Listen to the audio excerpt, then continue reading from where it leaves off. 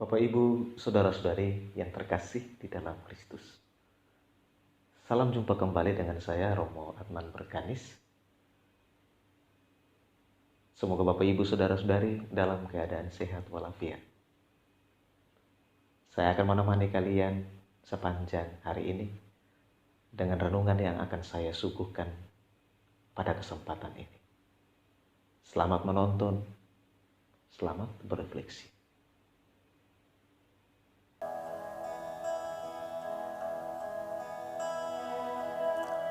Bapak, Ibu, Saudara-saudari yang terkasih di dalam Kristus. Ada sebuah pepatah kuno bunyinya demikian, mens sana in corpore sano. Artinya, di dalam tubuh yang sehat, terdapat pula jiwa yang sehat. Diri kita sesungguhnya adalah tubuh dan jiwa. Tubuh kita setiap saat selalu butuh makanan dan minuman jasmani, butuh asupan gizi agar bisa kuat, bisa bertumbuh dan berkembang, serta dapat bertahan hidup. Tak heran jika manusia selalu berusaha keras membanting tulang untuk memenuhi kebutuhan hidupnya sehari-hari. Namun, apabila tubuh kita butuh makanan dan minuman, maka jiwa kita pun sama, membutuhkan asupan makanan. Tentu makanan untuk jiwa kita agak lain dan berbeda. Jiwa kita kuat hanya jika mendapat asupan makanan rohani. Dalam Injil hari ini, mengisahkan tentang orang Yahudi yang datang kepada Yesus karena menantikan roti lagi. Yesus menyadarkan mereka akan dirinya sebagai utusan Allah. Namun mereka mempertanyakan tanda apa yang dibuat oleh Yesus agar mereka bisa lihat dan percaya kepadanya. Tak hanya itu, mereka juga mempertanyakan tentang apa pekerjaan Yesus. Mereka bahkan menjelaskan kepada Yesus bahwa mana yang telah dimakan oleh nenek moyang mereka di padang gurun itu adalah roti yang berasal dari surga. Tetapi Tuhan Yesus mengingatkan mereka bahwa Allah Bapalah sumber mana itu berasal dan bukan Musa. Tuhan Yesus menyebut dirinya sebagai roti yang berasal dari Allah. Allah mengutusnya sebagai roti yang dapat mengenyangkan dan memberikan hidup kekal kepada setiap orang. Walaupun penjelasan Yesus demikian mendalam pun, mereka tidak mampu memahami makna rohani dari ajaran Tuhan Yesus. Pemahaman mereka justru masih soal perut. Mereka berpikir bahwa roti yang dimaksud Yesus itu adalah makanan jasmani, dan karena itu mereka meminta agar Yesus memberikan roti itu selalu kepada mereka. Tuhan Yesus menegur mereka yang hidup hanya berorientasi pada hal-hal lahiriah. Tuhan Yesus ingin memurnikan mereka yang mengikutinya dengan motivasi dan intensi hanya untuk mengenyangkan perut. Tuhan Yesus menjelaskan kepada mereka bahwa dirinya adalah roti hidup, adalah roti yang benar. Siapa yang datang kepadanya tidak akan lapar lagi, dan siapa yang percaya kepadanya tidak akan haus lagi. Tuhan Yesus mengingatkan mereka bahwa Dialah santapan rohani yang memberi manusia hidup kekal. Dialah roti hidup yang memberi kekuatan bagi jiwa. Dialah roti hidup yang memberikan daya hidup bagi manusia yang percaya kepadanya. Tuhan Yesus menuntut mereka agar percaya kepadanya sebagai utusan Allah. Tuhan Yesus menegaskan bahwa Dia adalah pusat tujuan hidup mereka. Tuhan Yesus mengajak mereka untuk lebih fokus pada hal-hal yang esensial dalam hidup, yaitu hal-hal yang dikehendaki oleh Allah.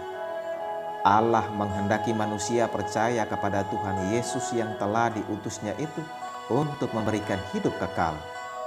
Allah menginginkan agar manusia selamat dan menikmati hidup kekal. Allah ingin manusia hidup bahagia bersama-sama dengannya.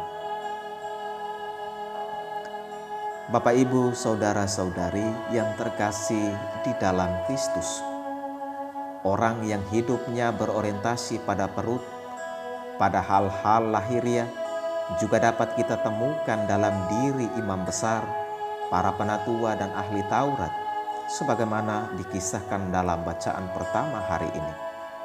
Stefanus hadir untuk menyadarkan mereka bahwa mereka telah menolak, mengkhianati, dan membunuh Yesus. Stefanus mewartakan tentang Kristus yang bangkit dan mengajak mereka untuk percaya kepada Kristus. Namun, mereka menolak warta itu dan mencap Stefanus sebagai penghujat Allah dan hukum Taurat. Mereka menuduh Stefanus menghujat Allah karena mengesampingkan bait Allah. Akibatnya Stefanus diadili dalam sidang Mahkamah Agama Yahudi. Mereka bersekongkol untuk menjatuhkan Stefanus di dalam sidang itu. Di hadapan sidang itu, Stefanus justru mengkritik mereka sebagai orang yang keras kepala, tidak mau menurut, yang hati dan telinganya tumpul, dan yang menentang Roh Kudus di dalam hidup mereka.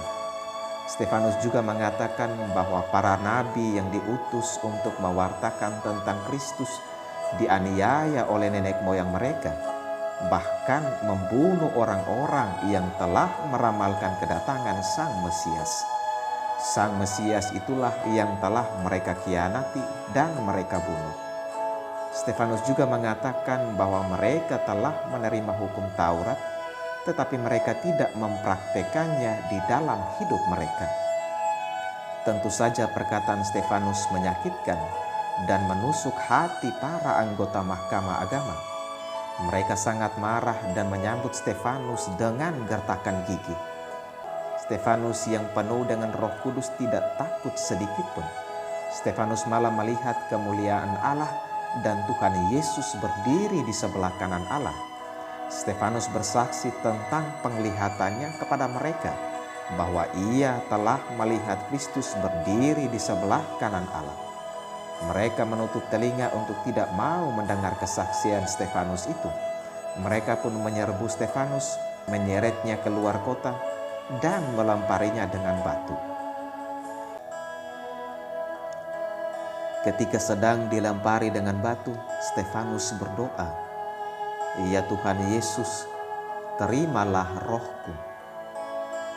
Yang menarik di sini adalah bahwa sebelum Stefanus menghembuskan nafas terakhirnya, ia pun memaafkan, mengampuni mereka, dan berdoa kepada Tuhan agar dosa itu tidak ditanggungkan kepada mereka.